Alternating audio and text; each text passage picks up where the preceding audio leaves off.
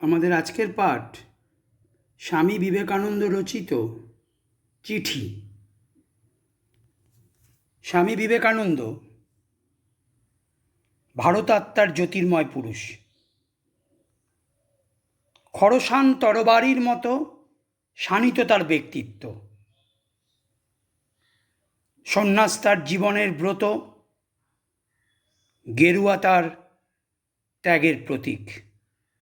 মন্ত্রদ্রষ্টা ঋষির মতো তিনি উচ্চারণ করেছিলেন, ওঠো, জাগো, যা তোমার প্রাপ্য তা বরণ করো।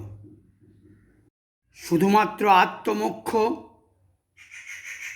আত্মমুক্তির জন্য যে স্বার্থপর তপস্যা সাধনা তা তাকে আকৃষ্ট করেনি। মানুষের দুঃখে নিবিড় সহানুভূতি থেকে বিবেকানন্দ তার নিজের জীবনকে উৎসর্গ করেছিলেন। সর্বস্ব ত্যাগের চূড়ান্ত প্রতিজ্ঞা নিয়ে ধারণ করেছিলেন গৈরিক বসন।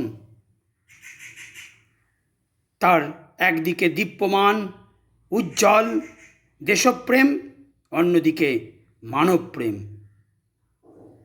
একজন তরুণের কাছে এর চেয়ে মহত্তর আদর্শ আর কি হতে পারে? বিবেকানন্দ ভারতের বাস্তব পরিস্থিতিকে অনুধাবন করতে পেরেছিলেন। তিনি লেখেন, বড় মানুষ, পণ্ডিত, ধনী, এরা শুনলে বা না শুনলে, বুঝলে বা না বুঝলে, তোমাদের গাল দিলে বা প্রশংসা করলে কিছুই এসে যায় না। তারা হচ্ছেন শোভামাত্র, দেশের বাহার। কোটি কোটি গরিব নীচ যারা, তারাই হচ্ছে দেশের প্রাণ। তিনি লিখছেন, এই অভুক্ত, দরিদ্র, বর্ণ শাসিত এই গরিবদের, আর্থিকভাবে দুর্বল মানুষদের, তাদের মুক্তির জন্য এক আত্মশক্তি সম্পন্ন ভারত গড়ার জন্য আত্মোৎসর্গের মহিমায় উদ্বোধিত হতে হবে। বিবেকানন্দ যথার্থ মানবদরদী। তিনি বর্ণবিভেদ এবং অস্পৃশ্যতায় কুসংস্কারে বদ্ধ ভারতবাসীর উদ্দেশ্যে আহ্বান জানিয়েছিলেন, ভুলিও না, নীচ জাতি, মূর্খ, দরিদ্র, অজ্ঞ, মুচি, ম্যাথর তোমার রক্ত, তোমার ভাই। সমাজ সকল মানুষের মিলনভূমি। আমাদের ভারতবর্ষে সকল ধর্মের, বর্ণের, জাতির মানুষের মিলন ঘটেছে। এখানে প্রাণ শক্তি শত ধারায় মিলিত হয়েছে। ভারতবর্ষীয় শাসনধারার গতি প্রকৃতি বিশ্লেষণ করে তিনি দেখেছিলেন, ব্রাহ্মণ, ক্ষত্রিয়, বৈশ্য তারা পর্যায়ক্রমে আধিপত্য বিস্তার করেছেন শূদ্রদের ওপরে। শূদ্রদের দুর্গতি তিনি দেখেছিলেন। তাই শূদ্র জাগরণের, সর্বহারা শ্রেণীর উত্থানের জন্য তিনি নিজেকে নিয়োজিত করেছিলেন। তার স্বপ্ন ছিল অপমান, লাঞ্ছনায়, অত্যাচারে পর্যুদস্ত, বিপর্যস্ত, দুঃখ দৈন্যে ম্রিয়মান আসমুদ্র হিমাচল ভারতবর্ষের মুক্তির। তার জন্য তিনি নিজেকে নিয়োজিত করেছিলেন, নিজের জীবনকে উৎসর্গ করেছিলেন। তার জীবনের আদর্শ তার কর্মের মধ্যেই প্রতিফলিত হয়েছে। সেই কর্ম, সেই আদর্শ সব কিছুই আবর্তিত হয়েছে মানব মুক্তির কল্যাণে। মুচি, ম্যাথর, চণ্ডালের দুঃখ দুর্দশা অভাব মোচন করে সাম্যবাদী ভারত প্রতিষ্ঠার জন্য বিবেকানন্দ যুব সমাজকে নবীন প্রাণ শক্তিতে জাগ্রত হতে আহ্বান করেছিলেন। মানব কল্যাণের এই জীবন দর্শন চিঠি রচনাতেও প্রতিফলিত হয়েছে। এই চিঠি রচনা, এই চিঠি তিনি লিখেছিলেন তার যে বিদেশিনী আইরিশ শিষ্যা মার্গারেট নোবেলকে। এই চিঠি স্বাভাবিকভাবেই ইংরেজিতে লিখিত, পরবর্তীকালে হয়তো কোনো শিষ্য ভক্ত তার বাংলায় অনুবাদ করেছিলেন। এই পত্রটি ব্যক্তিগত পত্র হলেও তার মধ্যে আমাদের ভারতবর্ষের যে বাস্তব পরিস্থিতি এবং সেই বাস্তব পরিস্থিতি থেকে ভারতবর্ষকে মুক্ত করার, এক নতুন ভারতবর্ষ গড়ার স্বপ্ন প্রতিফলিত হয়েছে। এই চিঠি লেখা হয় 29 জুলাই 1897 খ্রিস্টাব্দে। তখন বিবেকানন্দ আলমোড়ায় অবস্থান করছিলেন। আলমোড়া উত্তরাখণ্ড যে রাজ্য, সেই রাজ্যের যে কুমায়ুন অঞ্চল, তার একটি মনোরম পার্বত্য শহর হচ্ছে আলমোড়া।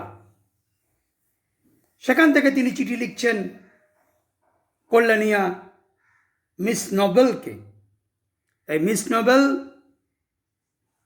এর সম্পূর্ণ নাম মিস মার্গারেট এলিজাবেথ নোবেল।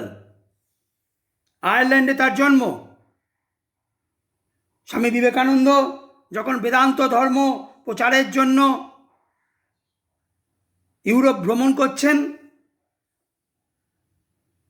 যখন তিনি ইংল্যান্ডে পৌঁছন, তার সেই বেদান্ত ধর্মে আদর্শে অনুপ্রাণিত হন মিস মার্গারেট নোবেল।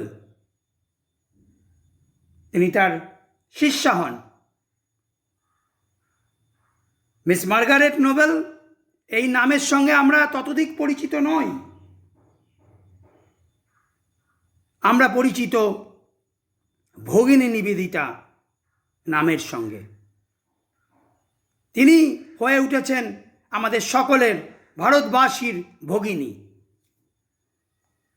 বিবেকানন্দের আদর্শে অনুপ্রাণিত হয়ে সুদূর ইংল্যান্ড থেকে তিনি চলে আসেন আমাদের ভারতবর্ষে।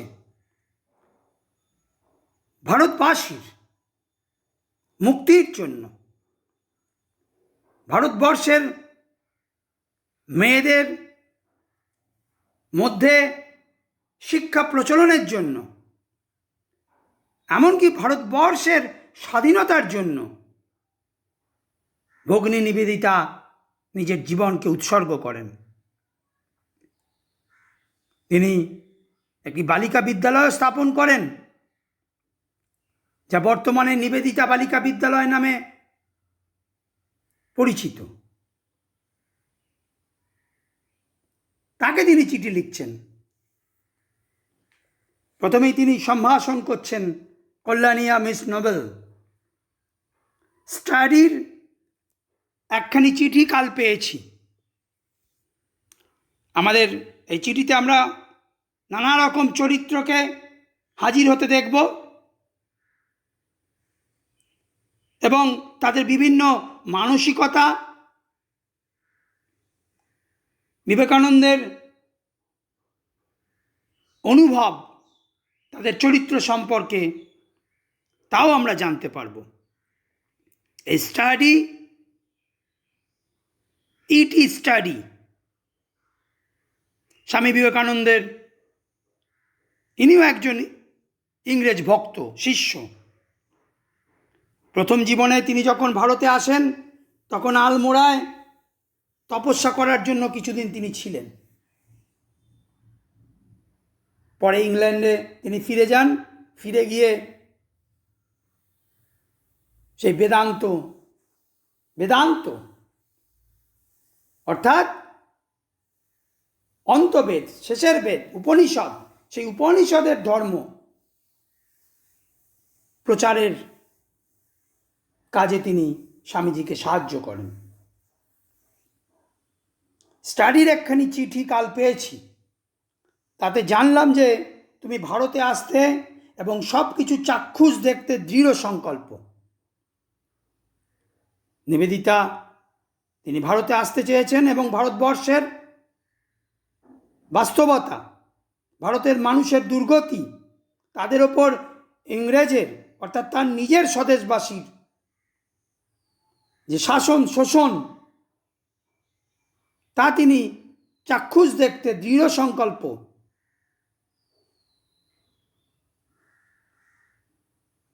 প্রতিজ্ঞা করেছেন তিনি, কঠিন প্রতিজ্ঞা। তিনি ভারতবর্ষে আসবেন এবং নিজের চোখে দেখবেন ভারতবাসীর দুর্গতি চিত্র। কিন্তু মিস মুলারের কাছ থেকে তোমার কর্মপ্রণালী সম্বন্ধে যা জানতে পারলাম, তাতে পত্রখানিও আবশ্যক হয়ে পড়েছে। মনে হচ্ছে সরাসরি তোমাকে লেখা ভালো। মিস মুলার তার কাছ থেকে জানতে পেরেছেন বিবেকানন্দ ভগিনী নিবেদিতার যে কর্মপ্রণালী, অর্থাৎ তার কাজ করার কীরকম নিয়ম রীতি ধারা। এই মুলার ইনিও স্বামী বিবেকানন্দর অন্যতম এক শুভাকাঙ্ক্ষী, যার সম্পূর্ণ নাম হেনরিয়েটা মুলার। স্বামী বিবেকানন্দ যখন ইংল্যান্ডে গিয়েছিলেন, তখন এই মহিলা স্বামী বিবেকানন্দ সেবা করেছিলেন। স্বামী বিবেকানন্দ তার আতিথ্য গ্রহণ করেছিলেন। যখন বেলুড় মঠ স্থাপন করেন স্বামী বিবেকানন্দ, তখন মিস মুলার তাকে অর্থসাহায্য করেছিলেন। মিস মুলারের কাছ থেকে জানতে পেরেছেন স্বামী বিবেকানন্দ নোবেল, তার কর্মপ্রণালী, তার কাজ করার পদ্ধতির কথা। তোমাকে খোলাখুলি বলছি, এখন আমার দৃঢ় বিশ্বাস হয়েছে যে ভারতের কাজে তোমার এক বিরাট ভবিষ্যৎ রয়েছে।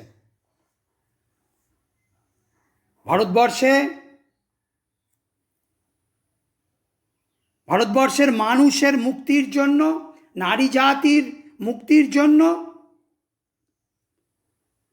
তোমার বিস্তৃত কর্মক্ষেত্র রয়েছে।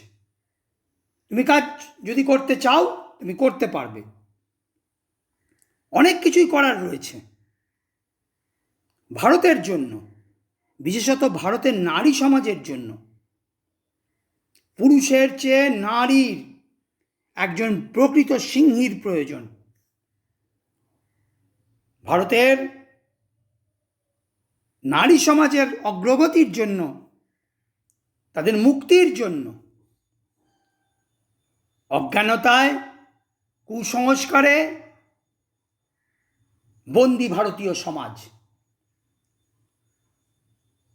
সেখানে পুরুষতন্ত্র, ধর্ম, বিভিন্ন প্রথায়, বিভিন্ন সংস্কারে নারীর ওপর অকথ্য অত্যাচার নির্যাতন চালিয়ে এসেছে। সতীদাহ প্রথা, কৌলিন্য প্রথা, এই বিভিন্ন প্রথার মাধ্যমে ভারতবর্ষের নারী জাতিকে বন্দি করে রাখা হয়েছে, অশেষ দুর্গতির জালে বন্দি করে রাখা হয়েছে, অবরুদ্ধ করে রাখা হয়েছে।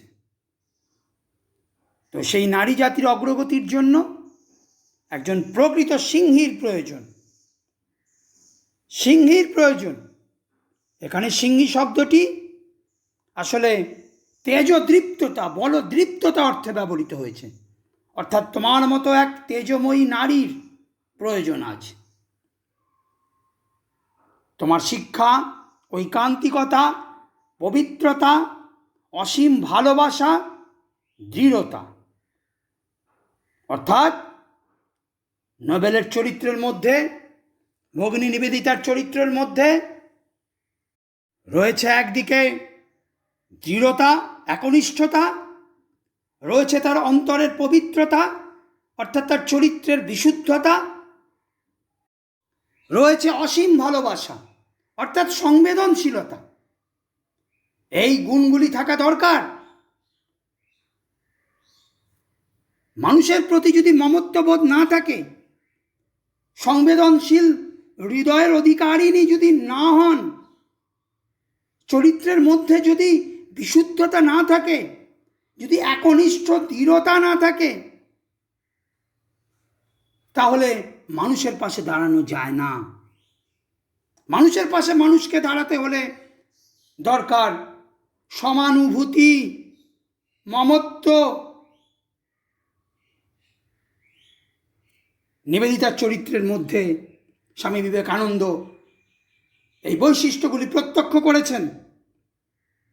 সর্বোপরি তার ধমনীতে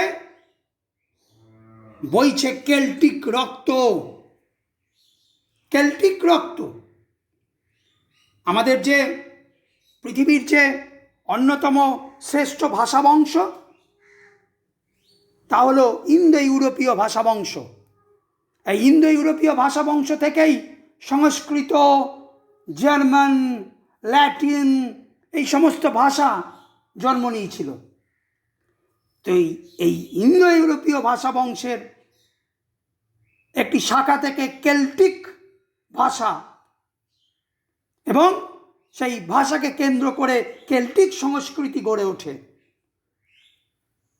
ব্রিটেন, স্কটল্যান্ড, আয়ারল্যান্ড, ইউরোপের বিভিন্ন অঞ্চলে এই কেল্টিক ভাষাভাষী অঞ্চলের মানুষরা এক সমৃদ্ধিশালী, এক সংস্কৃতিমান সভ্যতা গড়ে তোলেন।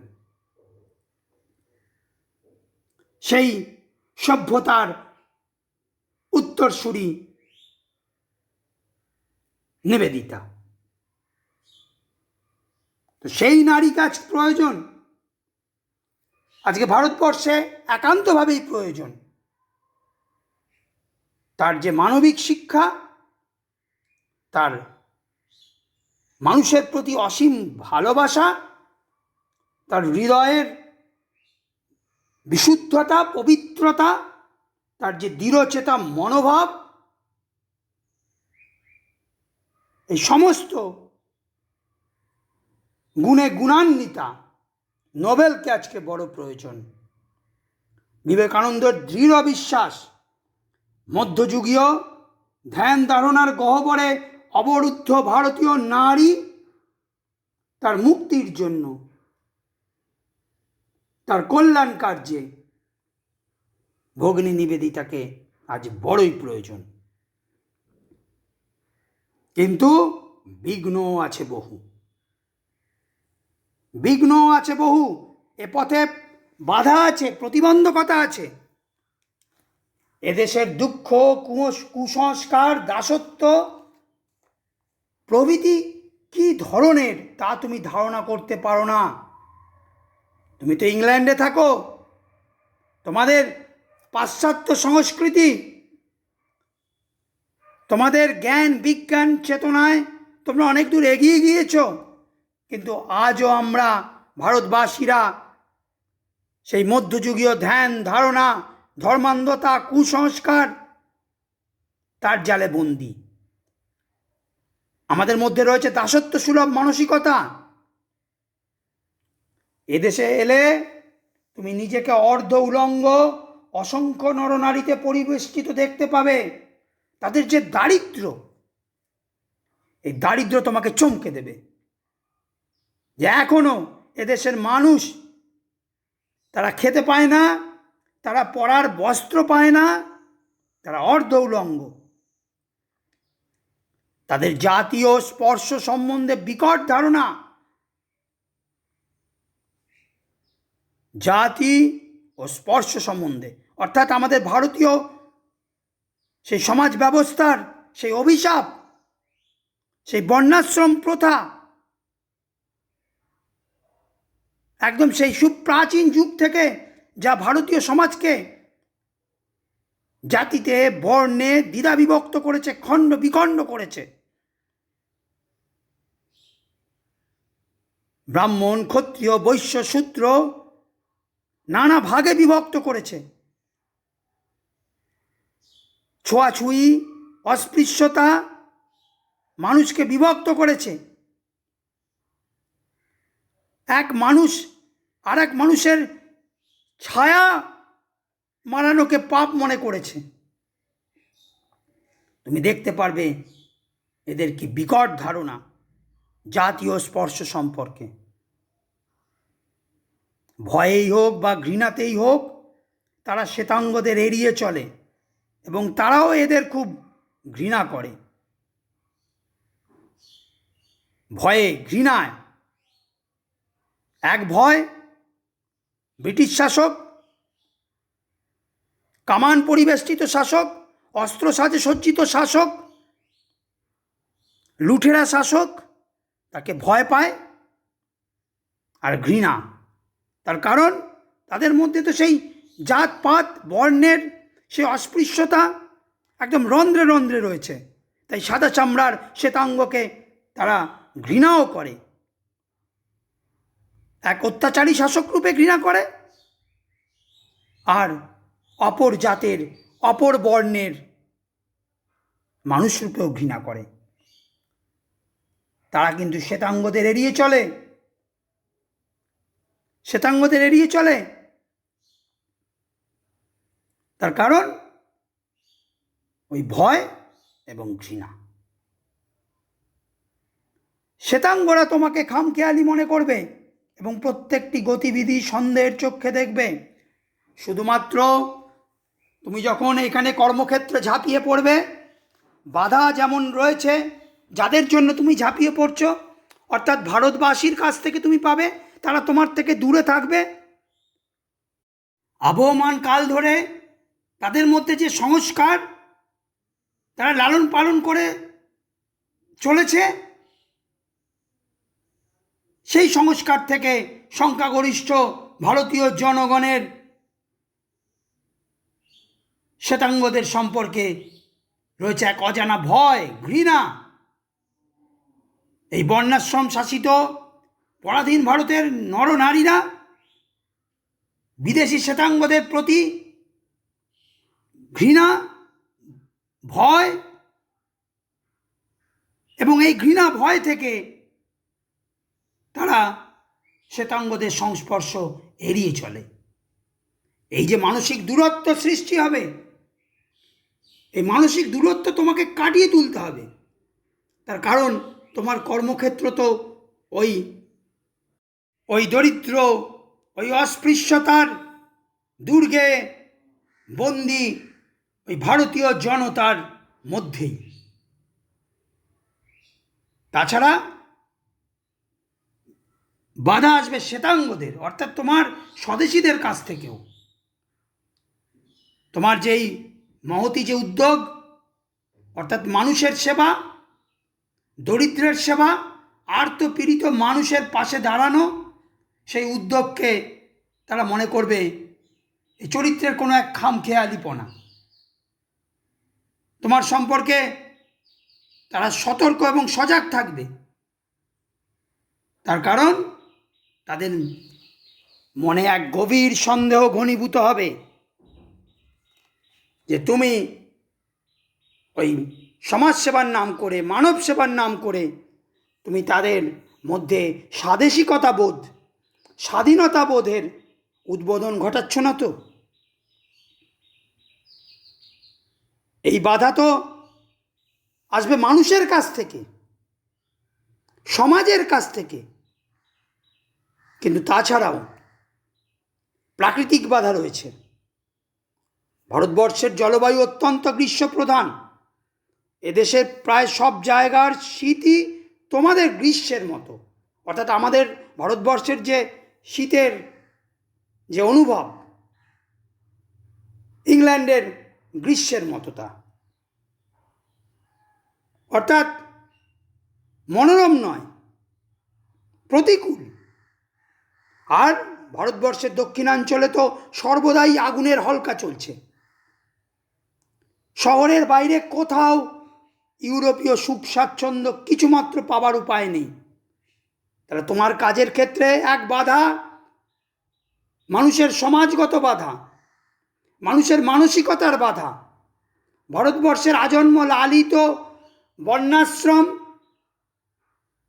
সেই মানসিকতার বাধা, শ্বেতাঙ্গ শাসকের তাদের সাম্রাজ্যবাদী কূট অভিসন্ধির বাধা, তার পাশাপাশি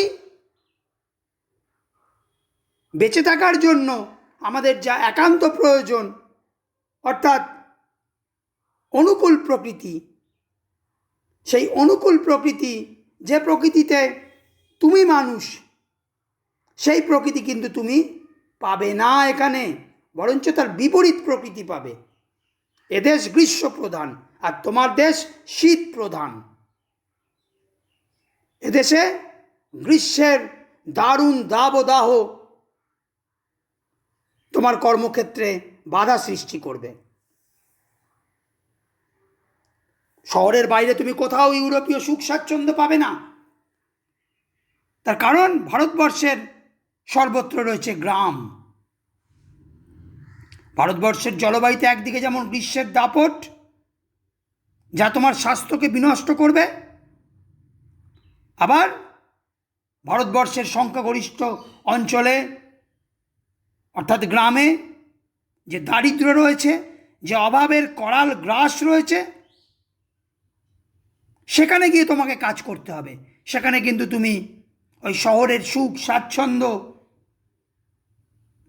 পাবে না। তাহলে কঠোর আত্মসংযম, আত্মত্যাগের পরিচয় তোমাকে দিতে হবে। লড়াই করতে হবে শত প্রতিকূলতার বিরুদ্ধে, মানুষের সমাজের বিরুদ্ধে। এ এক ধরনের প্রতিকূলতা। প্রতিকূলতা হচ্ছে প্রাকৃতিক প্রতিকূলতা, প্রতিকূলতা হচ্ছে প্রতিদিনের বেঁচে থাকার জন্য যা একান্ত প্রয়োজন, অর্থাৎ খাদ্য, বস্ত্র, বাসস্থান, সেখানেও কিন্তু বাধা আসবে।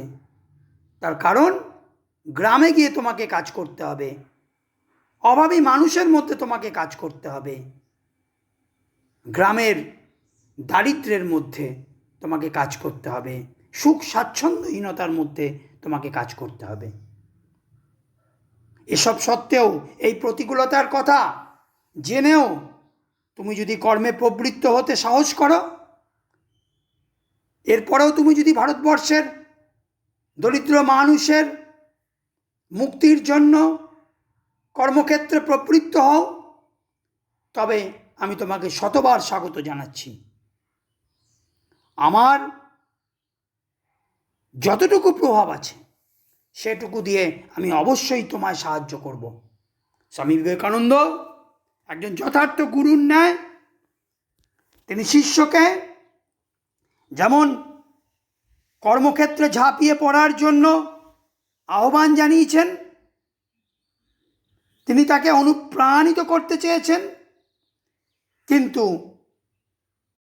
একজন গুরু তিনি যেমন পথপ্রদর্শক, পথ দেখান তিনি, তেমনি পাশাপাশি সেই পথের মধ্যে ফুল ছড়ানো না কাঁটা ছড়ানো, অর্থাৎ সেই পথের নানা প্রতিবন্ধকতা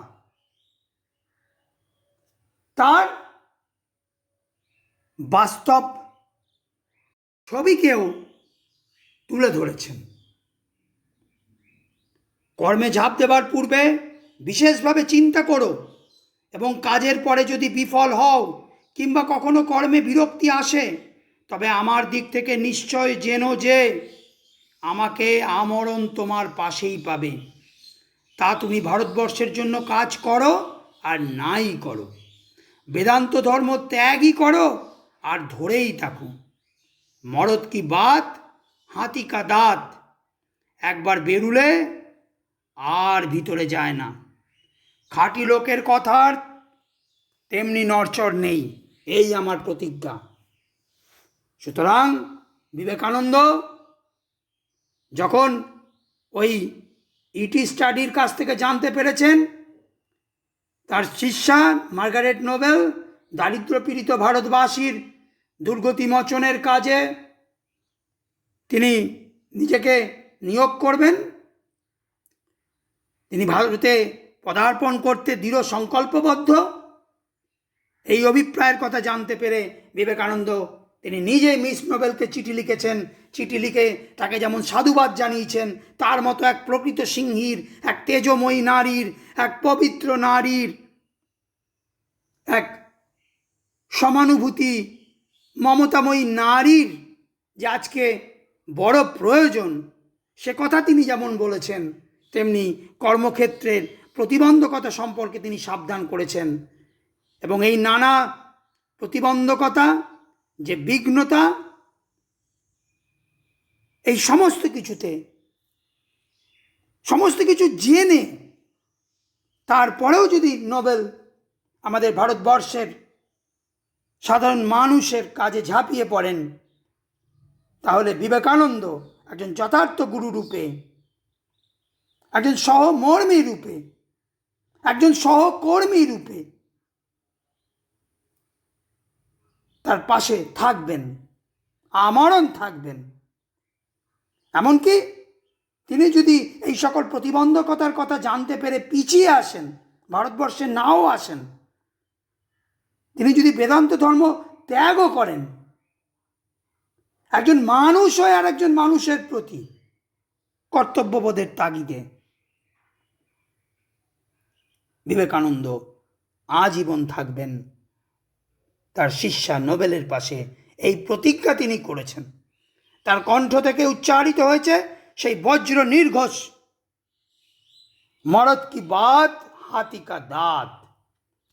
অর্থাৎ প্রকৃত পুরুষ কখনোই কথার খেলাপ করেন না।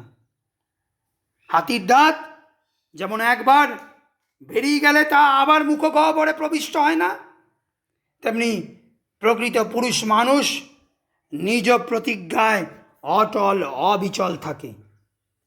বিবেকানন্দের এই যে উক্তির মধ্য দিয়ে তার তেজদীপ্ত চরিত্রেরও আমরা প্রকাশ দেখি।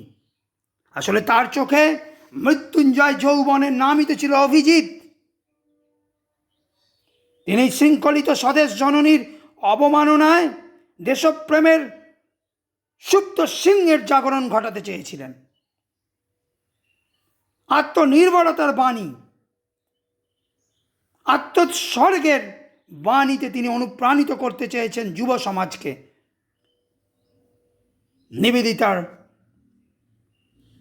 পাশে দাঁড়ানোর এই যে তার প্রতিজ্ঞা, এই প্রতিজ্ঞার মধ্য দিয়ে তার যে বলিষ্ঠ দৃঢ় চরিত্রের আমরা পরিচয় পাই। You will be like lions. We must rouse India and the whole world. এই তো ছিল তার আহ্বান। সিংহের মতো গর্জন করতে হবে আমাদের। তার চরিত্রের মধ্য দিয়ে সেই দৃঢ়তারও এখানে আমরা কিন্তু পরিচয় পাচ্ছি। আবার তোমাকে একটু সাবধান করা দরকার। তোমাকে নিজের পায়ে দাঁড়াতে হবে। মিস মুলার কিংবা অন্য কারো পক্ষপুটে আশ্রয় নিলে চলবে না। বিবেকানন্দ পরনির্ভরতা অতিক্রম করে আত্মপ্রত্যয়ের অস্ত্রে ভবিষ্যৎ পরিকল্পনা বাস্তবায়িত করার জন্য মিস নোবেলকে আহ্বান জানিয়েছেন। তার কারণ আমাদের সবচেয়ে বড় শক্তি আত্মশক্তি। নোবেল ভগিনী নিবেদিতা তিনি আমাদের দেশের নারী শক্তির জাগরণের জন্য, তার দুর্গতি মোচনের জন্য যে প্রতিজ্ঞা তিনি করেছিলেন, সেই প্রতিজ্ঞাকে বাস্তবায়িত করতে, সফল করতে দরকার আত্মশক্তির, তার নিজের আত্মশক্তির জাগরণের, তার নিজের দৃঢ় চরিত্র, সেই দৃঢ় চরিত্রে দৃঢ় সংকল্পে আস্থা রাখা। অপর কারো ছত্র ছায়ায় আশ্রয় থাকলে চলবে না। তো মিস মুলার যার সম্পূর্ণ নাম হেনরিয়েটা মুলার, ওই আমরা বলেছিলাম সেই মিস মুলার, তিনিও ভারতবর্ষে এসেছিলেন, তিনিও ভারতবর্ষের মানুষের জন্য কাজ করতে চেয়েছেন।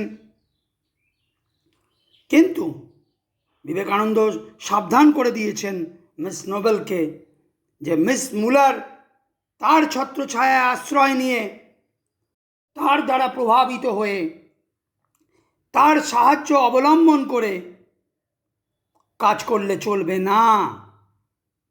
কাজ করতে হবে আপন আত্মশক্তিতে, কাজ করতে হবে আপন পরিকল্পনায়, কাজ করতে হবে সুনির্দিষ্ট লক্ষ্যকে সামনে রেখে। মিস মুলার চমৎকার মহিলা, কিন্তু দুর্ভাগ্যক্রমে এই ধারণা ছেলেবেলা থেকেই তার মাথায় ঢুকেছে যে তিনি আজন্ম নেত্রী, আর দুনিয়াকে ওলট পালট করে দিতে টাকা ছাড়া অন্য কিছুর প্রয়োজন নেই। অর্থাৎ মিস মুলার, তার মধ্যে এক নেত্রীসুলভ মানসিকতা রয়েছে। তিনি অগাধ ধন ঐশ্বর্যের মধ্যে বড় হয়ে উঠেছেন, তার ফলে তার মধ্যে একটা কর্তৃত্ব সুলভ মনোভাব ছিল। সবসময় তিনি নিজেকে নেত্রীর ভূমিকায় দেখতে চেয়েছেন, এবং তিনি যেহেতু ওই অগাধ ঐশ্বর্যে মানুষ হয়েছিলেন, তার ফলে তিনি ভাবতেন টাকাই বুঝি আমাদের সমাজের চালিকা শক্তি, টাকা দিয়েই সমস্ত কিছুকে পরিবর্তন করা যায়, টাকা দিয়েই এই সকল অসাধ্যকে সাধন করা যায়। তো তার এই মানসিকতা সম্পর্কে বিবেকানন্দ ওয়াকিবহাল ছিলেন, তাই তিনি নোবেলকে সাবধান করেছেন যে সেই মুলারের আদর্শ মানসিকতায় চালিত হয়ে ভারতবর্ষে ওই গরিব মানুষ, ওই নারী জাতির কল্যাণ কর্মে ঝাঁপিয়ে পড়লে চলবে না। তার কারণ টাকা দিয়ে, অর্থের দ্বারা ভারতবর্ষের মানুষের অজ্ঞানতা, কুসংস্কারগ্রস্ত মানসিকতা দূর করা যায় না, অর্থের সাহায্যে দূর করা যাবে না। দরকার সংবেদনশীলতা, দরকার আপন সিদ্ধান্তে অটল অবিচল থেকে সকল প্রতিকূলতা, অর্থাৎ সামাজিক প্রতিকূলতা, প্রাকৃতিক প্রতিকূলতার বিরুদ্ধে লড়াইয়ে সামিল হওয়া। সুতরাং তোমার মতো সংবেদনশীল সেবাপরায়ণা নারীর ওই মুলারের সঙ্গে মানিয়ে চলা অসম্ভব। অর্থের জোরে নয়, হৃদয়ের ভালোবাসার জোরে জয় করতে হবে ভারতবাসীর হৃদয়, তারপর তাদের কল্যাণ কর্মে ঝাঁপিয়ে পড়তে হবে, তাদের পাশে গিয়ে দাঁড়াতে হবে। অপমানে হতে হবে সবারই সমান। অপমানিত ভারতবাসী, তাদের সেই মানসিকতায়, তাদের দারিদ্র্যের মধ্যে জীবন যাপন করে তাদের অবস্থার উন্নতি ঘটাতে হবে। অর্থের সাহায্যে তা সম্ভব নয়। অর্থের অহমিকায় নিজের চরিত্রের অহংকারই প্রকাশ পাবে, আর সেই অহংকার বিপন্ন, দরিদ্র, অসহায় ভারতবাসীর সঙ্গে এক দূরত্ব, এক প্রাচীর তৈরি করবে। মুলারের বর্তমান সংকল্প এই যে তিনি কলকাতায় একটি বাড়ি ভাড়া নেবেন তোমারও নিজের জন্য, এবং ইউরোপ ও আমেরিকা থেকে যেসব বন্ধুদের আসার সম্ভাবনা আছে তাদেরও জন্য। এটা অবশ্য তার সহৃদয়তা ও অমায়িকতার পরিচায়ক, কিন্তু তার মঠাধ্যক্ষা সুলভ সংকল্পটি দুটি কারণে কখনো সফল হবে না: তার রুক্ষ মেজাজ এবং অদ্ভুত অস্থির চিত্ততা। কারো কারো সঙ্গে দূর থেকে বন্ধুত্ব করাই ভালো। যে নিজের পায়ে দাঁড়াতে পারে তার সবই সুষ্ঠুভাবে সম্পন্ন হয়। অর্থাৎ মূলার চরিত্রের মধ্যে বৈপরীত্য রয়েছে। এই যে তিনি কলকাতায় এসে বাড়ি ভাড়া নেবেন, সেখানে তিনি থাকবেন, মিস নোবেল থাকবেন, আবার আমেরিকা ইউরোপ থেকে যারা আসবেন, যারা ভারতবর্ষের মানুষের জন্য কাজ করতে চান, তাদের কল্যাণে নিজেদের জীবনকে নিয়োজিত করতে চান, তাদের থাকা খাওয়া দাওয়ার ব্যবস্থা মুলার নিজের হাতে করতে চেয়েছেন।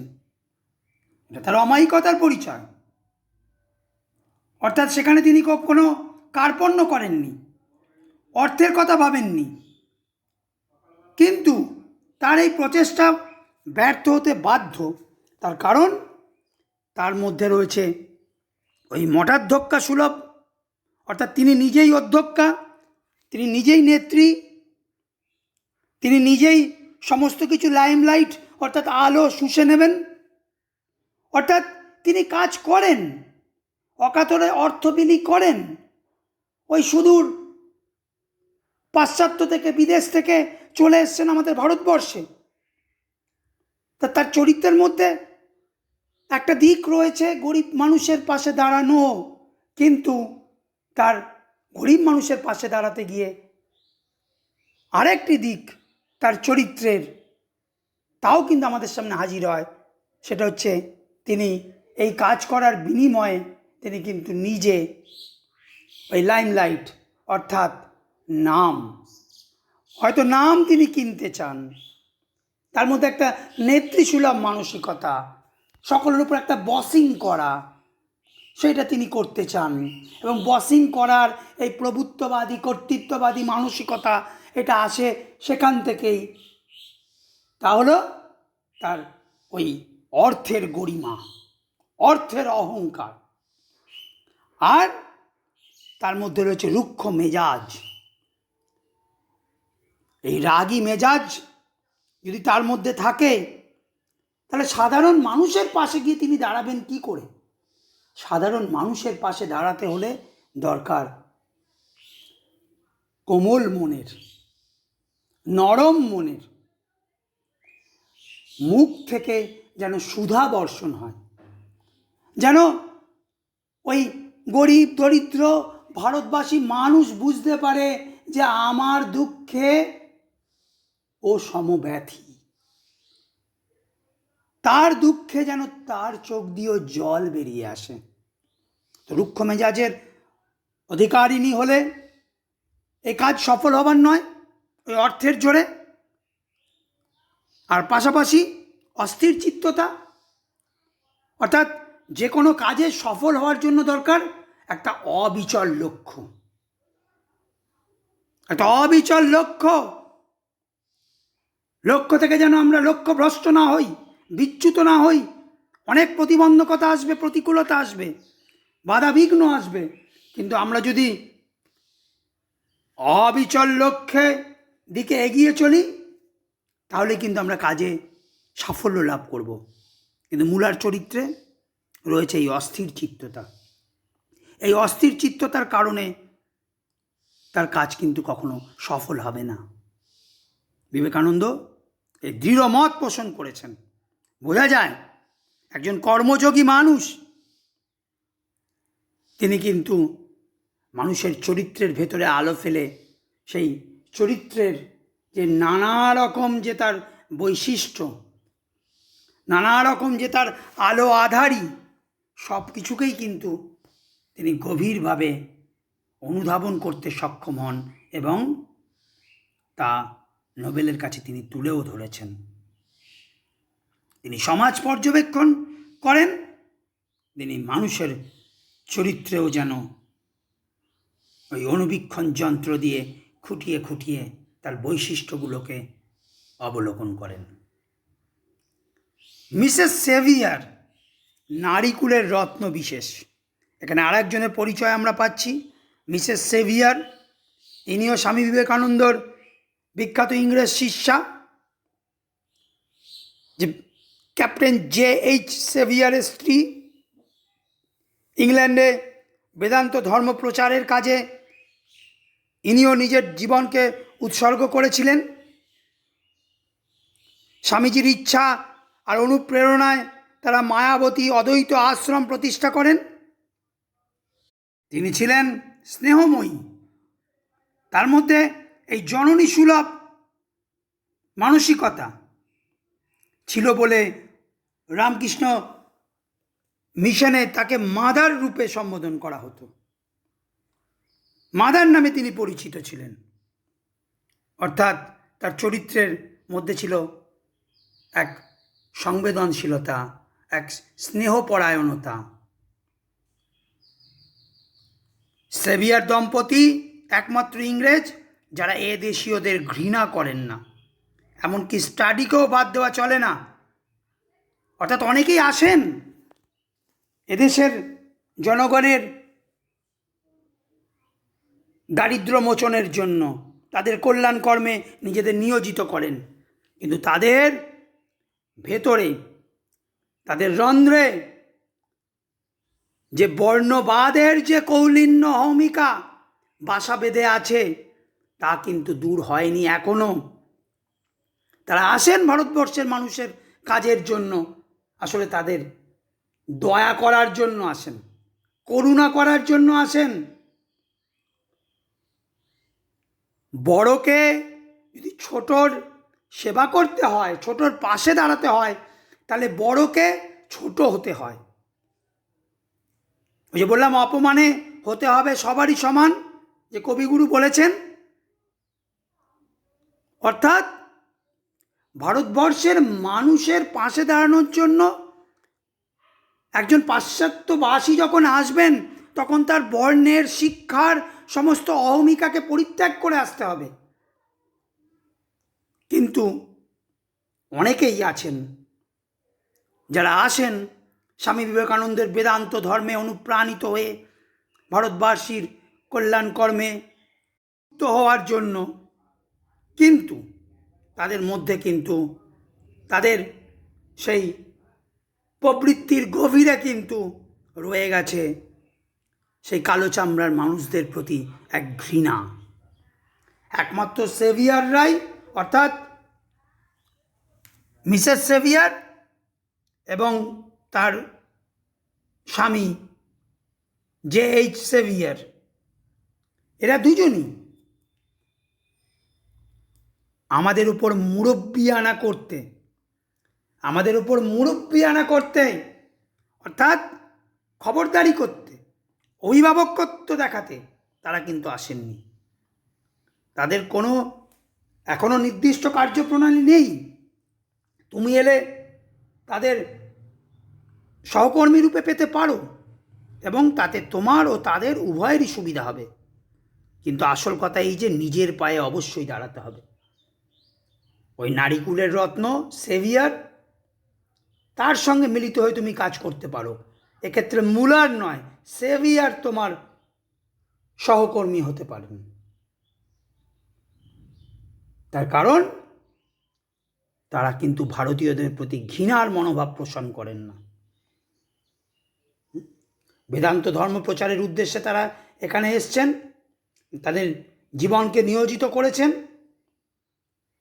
এবং তাদের মধ্যেও স্বামীজি প্রত্যক্ষ করেছিলেন, তাদের চরিত্র বিশ্লেষণ করে তিনি দেখেছেন যে তারাও সংবেদনশীল হৃদয়ের অধিকারী। তারাও মানুষ হয়ে মানুষের পাশে দাঁড়াতে এসেছেন। সেখানে কোনো রঙের, অর্থাৎ বর্ণের, কোনো জাতের, কোনো শিক্ষার, অহংকারের কোনো প্রাচীর সেখানে ওঠেনি। কিন্তু যারই সাহায্য গ্রহণ করো না কেন, সে সেভিয়ার হোক, সে আমার হোক, আমরা আছি তোমার পাশে, কিন্তু সবার আগে দরকার আত্মশক্তির জাগরণ, নিজের পায়ে দাঁড়াতে হবে। তার কারণ কোনো কাজে সফল হওয়ার মূল মন্ত্রই হচ্ছে নিজের পায়ে দাঁড়ানো।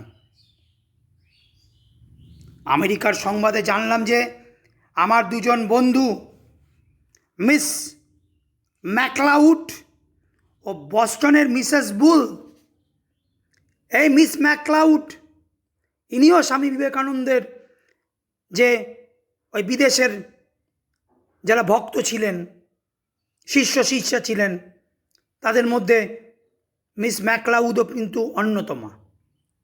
এর পুরো নাম মিস জোসেফাইন ম্যাকলাউড। স্বামীজি নামটা ছোট করে নিয়ে তাকে জো বলে ডাকতেন।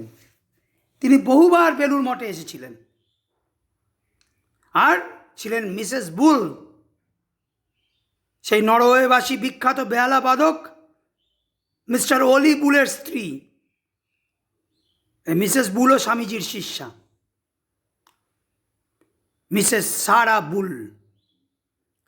স্বামীজি অনেক চিঠি তাকে লিখেছেন। স্বামীজি যে চিঠি লিখেছিলেন সেই চিঠিগুলোকে যদি আমরা দেখি তাহলে আমরা দেখব যে মিসেস বুলকে তিনি অনেক চিঠি লিখেছেন এবং সেই চিঠিতে তিনি তাকে মা বলে সম্বোধন করেছেন। এই মিসেস বুলও কিন্তু যখন স্বামীজি বেলুড় মঠ স্থাপন করছেন তখন তিনিও কিন্তু অর্থ সাহায্য করছেন।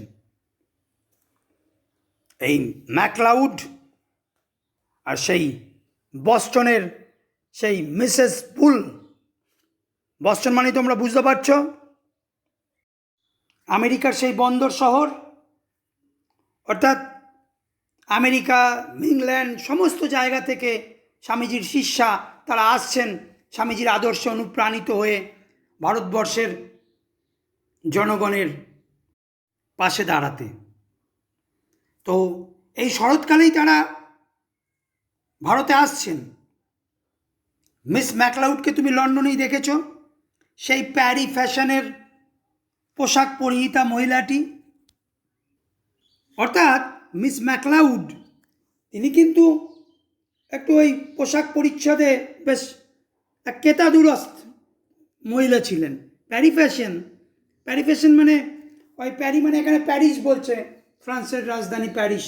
আর ফ্রান্সের মানুষরা, ইতালির মানুষরা তারা কিন্তু ওই পোশাক পরিচ্ছদে ফ্যাশন, অর্থাৎ ফ্যাশন মানে ওই শৌখিন যে রীতি, সেই শৌখিন রীতিতে তারা বেশ অভ্যস্ত থাকতেন। তো এই মিস ম্যাকলাউড তিনিও কিন্তু একজন কেতাদুরস্ত মহিলা। তাহলে দেখা যাচ্ছে সমাজের সেই বিত্তবান সম্প্রদায়ের মানুষ স্বামীজির বেদান্ত ধর্মের দ্বারা গভীরভাবে অনুপ্রাণিত হয়েছিলেন। এই মিস ম্যাকলাউড, এই আমাদের যার কথা আমরা পেলাম হেনরিয়েটা মুলার, বা এই যে সারা বুল, এরা সবাই কিন্তু আসলে দেখো তাদের যে শ্রেণী, তারা কিন্তু বিত্তবান শ্রেণীর, সেখান থেকে কিন্তু তারা আসছেন ওই গরিব মানুষের সেবায় নিজেদের আত্মনিয়োজিত করতে চাইছেন। তো স্বামীজি কিভাবে তাদের সকলের মধ্যে তার দর্শন, তার আদর্শ, তার মানবতার আদর্শে প্রভাব বিস্তার করেছিলেন। মিসেস বুলের বয়স প্রায় 50 এবং তিনি আমেরিকায় আমার বিশেষ উপকারী বন্ধু ছিলেন। ওই যে বললাম মিসেস বুল, তিনি অর্থ সাহায্যও করেছিলেন। তারা ইউরোপ হয়ে এদেশে আসছেন। সুতরাং আমার পরামর্শ এই যে তাদের সঙ্গে এলে তোমার পথের একঘেয়েমি দূর হতে পারে। তা তুমি যদি আসো, এই সমস্ত এই প্রতিবন্ধকতা আমি তোমার সামনে তুলে ধরলাম, সমস্ত কিছু জেনেও তুমি যদি একদম দৃঢ় সংকল্পবদ্ধ হও যে না, তুমি আর্তের সেবায়, পীড়িতের সেবায় নিজেকে নিয়োজিত করবে, তাহলে তুমি এসো। অনেকটা পথ, তাহলে আসার সময় তুমি মিসেস বুল এবং সেই মিস ম্যাকলাউড এদের সঙ্গে তুমি আসতে পারো। তাহলে যে পথের, যে দীর্ঘ পথের যে ক্লান্তি, যে একঘেয়েমি, সেটা অনেকটা দূর হয়ে যাবে। মিস্টার স্টাডির কাছ থেকে শেষ পর্যন্ত একখানা চিঠি পেয়ে সুখী হয়েছি, কিন্তু চিঠিটি বড় শুষ্ক এবং প্রাণহীন। লন্ডনের কাজ পণ্ড হওয়ায় তিনি হতাশ হয়েছেন বলে মনে হয়। মিস্টার স্টাডি, আমরা প্রথমেই তার পরিচয় দিয়েছিলাম, ইটি স্টাডি। তিনি বেদান্ত ধর্ম প্রচারের কাজ করছিলেন ইংল্যান্ডে। তো তার চিঠি তিনি পেয়েছিলেন। সেই চিঠির মধ্যে আসলে একটা ব্যর্থ মনোরথের হতাশার প্রকাশ দেখতে পেয়েছেন বিবেকানন্দ। তার কারণ স্টাডি, যে ইংল্যান্ডে বেদান্ত ধর্ম প্রচার করছিলেন, সে বেদান্ত ধর্ম প্রচারের কাজে বিশেষ সাফল্য তখনও তিনি অর্জন করতে পারেননি। সেই হতাশার প্রতিফলন ঘটেছে চিঠির মধ্য দিয়ে। অনন্ত ভালোবাসা জানবে, ইতি সদা ভগবৎ পদাশ্রিত বিবেকানন্দ। ঈশ্বরের পদে আশ্রিত, ভগবানের পদে আশ্রিত বিবেকানন্দ এভাবে তার শিষ্যা মার্গারেট নোবেলকে লেখা চিঠি শেষ করেছেন। বিবেকানন্দ তার অন্যতম সুযোগ্য শিষ্যা ভগিনী নিবেদিতাকে যে চিঠি পাঠিয়েছিলেন, তার প্রতিটি ছত্র যে আমরা পড়লাম, সেই চিঠি বিশ্লেষণ করলে বিবেকানন্দের চরিত্র বৈশিষ্ট্য তাও কিন্তু আমাদের সামনে উন্মোচিত হয়।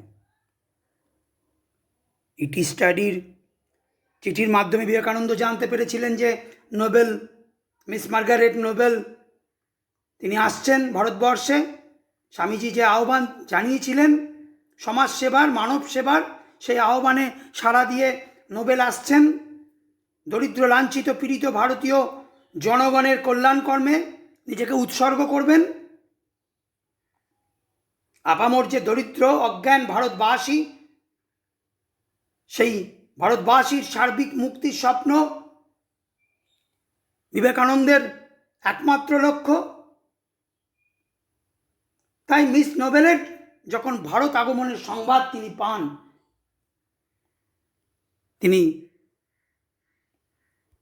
এই ইতিবাচক পদক্ষেপে সন্তোষ প্রকাশ করেছেন। তবু স্বামীজি তিনি ছিলেন ত্রিকালদর্শী।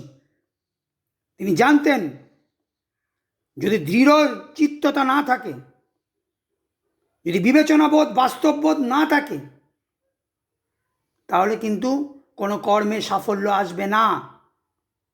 তাই তিনি মিস নোবেলকে সরাসরি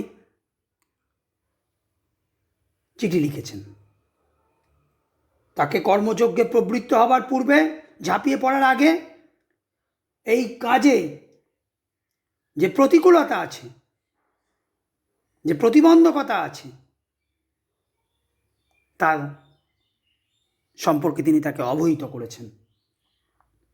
ভারতীয় জলবায়ু, সেই জলবায়ুতে যে গ্রীষ্মের যে প্রখরতা, ভারতীয় জনতার যে পশ্চাৎপদ চিন্তাধারা, তাদের যে দারিদ্র্য,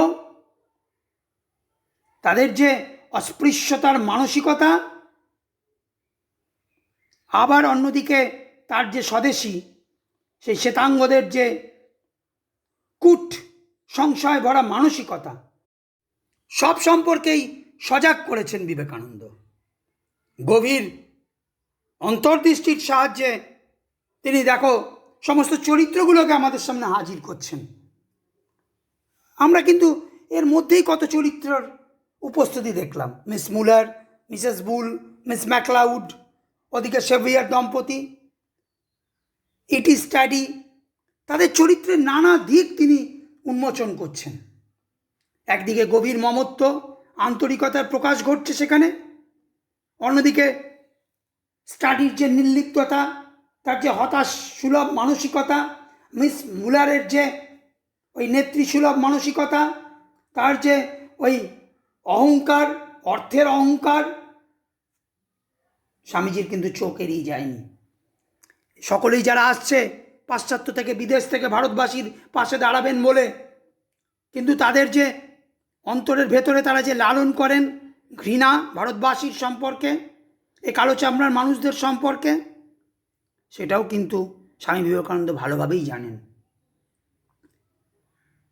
স্বামী বিবেকানন্দের সেই অজেয় পৌরুষের দৃঢ় বাণী কিন্তু এখানে আমরা দেখতে পাই। বিদেশিনী সেই শিষ্যা নোবেলকে তিনি সমস্ত শক্তি নিয়ে তার পাশে থাকার অঙ্গীকার করেছেন। কিন্তু বিবেকানন্দ জানেন আত্মশক্তিতে বলীয়ান মানুষ সেই একমাত্র জয় করতে পারে সমস্ত প্রতিবন্ধকতা। তাই তিনি বারে বারে মিস মার্গারেট নোবেলের কাছে আত্মশক্তি জাগরণের আহ্বান জানিয়েছেন।